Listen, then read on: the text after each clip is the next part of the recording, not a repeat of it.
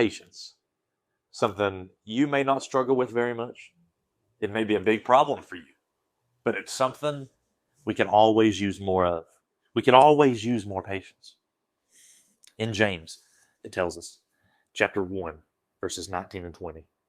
Wherefore, my beloved brethren, let every man be swift to hear, slow to speak, slow to wrath.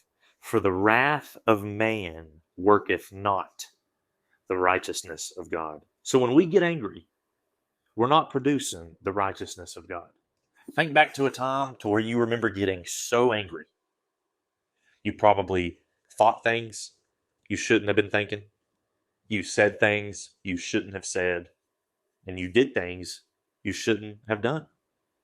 That's all of us. Because we let our patience get the better of us. Because we were lacking patience in that situation and we exploded. But in James, it tells us to be quick to listen, slow to speak, and slow to get angry. And whenever we do those things, we produce the righteousness of God. Because when we get angry, that does not produce the righteousness of God. So the next time you go through something, whether it be a slight inconvenience or whether it be a big deal, and you can just feel your patience being tested, find it joy. Find it joyful the next time you feel your patience getting tested because it's growing your patience. Earlier in James, chapter 1, verses 2 and 3, my brethren, count it all joy when ye fall into divers temptations, knowing this, that the trying of your faith worketh patience. So the next time you feel your patience being tested, crack a smile. Start laughing even. Because the devil's trying to get a hold of you. The devil's trying to get you to blow up. Because he knows when you blow up, you're not producing the righteousness of God.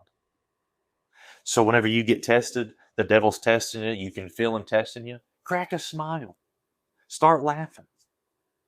Grow your patience. So people will see you. People know that you used to get angry at things. You used to complain all the time, but now you don't. Now they see you go through things to where you would usually blow up. You would usually start complaining, but you don't. So they're wondering, yo, what's up with Levi?